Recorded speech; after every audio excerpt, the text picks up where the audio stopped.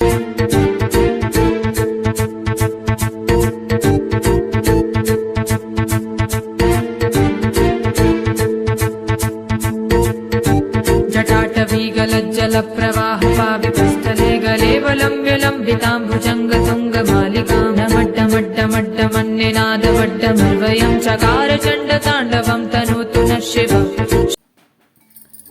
महादेव अपने अत्यंत भोले स्वरूप के कारण भोलेनाथ के नाम से जाने जाते हैं।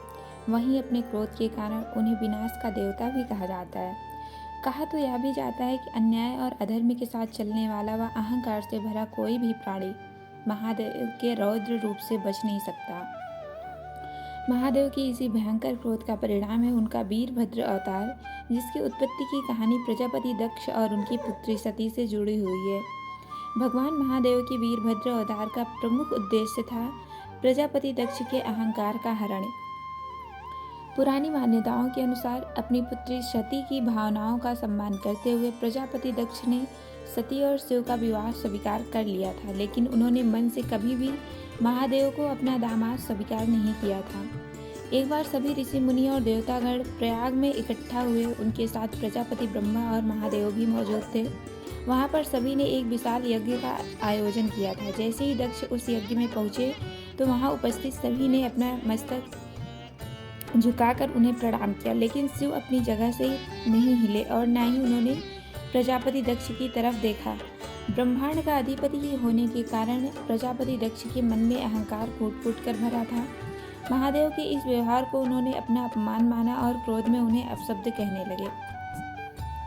दक्ष के हृदय में जल रही महादेव के प्रति क्रोध और ईर्ष्या की अग्नि दिन प्रतिदिन तेज होती गई। तत्पश्चात जब प्रजापति दक्ष ने कनखल में एक भव्य यज्ञ का आयोजन किया, तब उन्होंने अपनी पुत्री सती और महादेव के अलावा सभी को यज्ञ का निमंत्रण भेजा। उस वक्त महर्षि दधीचि ने उन्हें बहुत समझाया कि महादेव के न आने से यह यज्ञ कभी पूरा नहीं हो सकता, क्योंकि महादेव ही इस यज्ञ की आत्मा है। लेकिन प्रजापति ने उनकी एक नहीं सुनी। जब सती जी को यह यज्ञ का पता चला तो उन्हें लगा कि शायद उनके पिता किसी कारणवश उन्हें निमंत्रण भेजना भूल गए हैं। यह सोचकर उन्होंने महादेव से वहां चलने की जिद की, लेकिन महादेव ने यज्ञ में जाने से इनकार कर दिया। उनके बहुत समझाने के बाद भी जब सती नहीं मानी, तब उन्होंने नंदी के साथ उन्हें प्रजापति दक्ष के यज्ञ में जाने की अनुमति दे दी। मगर जैसे ही सती यज्ञ स्थल पर पहुंची तो अपनी पुत्री को देखकर दक्ष ने कोई खुशी जाहिर नहीं की और वहां उपस्थित सबके सामने अपनी पुत्री और महादेव का तुच्छ शब्दों से अपमान करने लगे। अपने पिता द्वारा महादेव का ऐसा अपमान होता देख सती ने वहां उपस्थित सभी को उनका अपमान करने के लिए धिक्कारा और उसी समय उन्होंने भगवान शिव का ध्यान करते हुए योगाग्नि द्वारा अपना शरीर त्याग दिया। यह घटना देख वहां उपस्थित सभी गणों के बीच में हाहाकार मच गया और देवी सती के साथ यज्ञ में आए शिव गणों के क्रोध की कोई सीमा नहीं रही। तभी अचानक एक आकाशवाणी हुई, हे मूर्ख दक्षराज, तुमने महर्षि दधीचि की बात न मानकर बहुत बड़ा अनर्थ कर दिया है। अब तुम्हारा विनाश निश्चित है। इधर सती के साथ यज्ञ में गए शिवगण कैलाश पहुंचे और उनके अग्नि में प्रवेश करने की खबर महादेव को दे दी। इतना सुनकर महादेव क्रोध से उन्माद हो गए और गुस्से में आकर उन्होंने अपनी एक जटा उखाड़ी और उसे धरती पर फेंक दिया। धरती पर गिरते उस जटा के दो हिस्से हो गए, जिनमें से एक हिस्से से वीरभद्र और दूसरे से देवी महाकाली की उत्पत्ति हुई। महादेव ने वीरभद्र को प्रजापति दक्ष के साथ साथ यज्ञ में मौजूद सभी गणों का विनाश करने का आदेश दिया।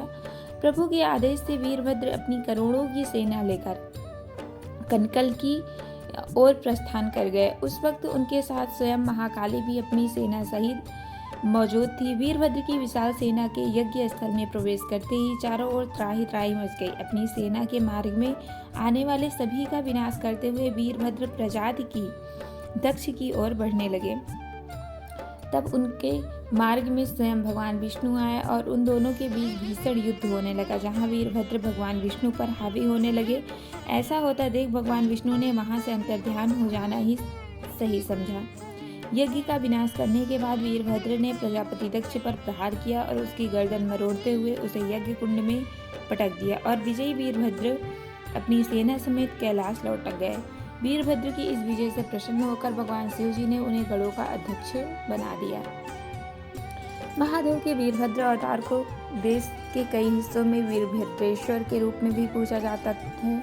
उत्तराखंड के ऋषिकेश में उनका एक 1300 वर्ष पुराना मंदिर है। इसके अलावा आंध्र प्रदेश के लेपाक्षी नाम के एक छोटे से गांव में वीरभद्र का एक मंदिर अवस्थित है। सावन के महीने में या महाशिवरात्रि के पावन अवसर पर यहाँ मेले लगते हैं और रात्रि जागरण का आयोजन किया जाता है। उस दौरान वीरभद्र के मंदिरों में जन समागम देखने योग्य होता है।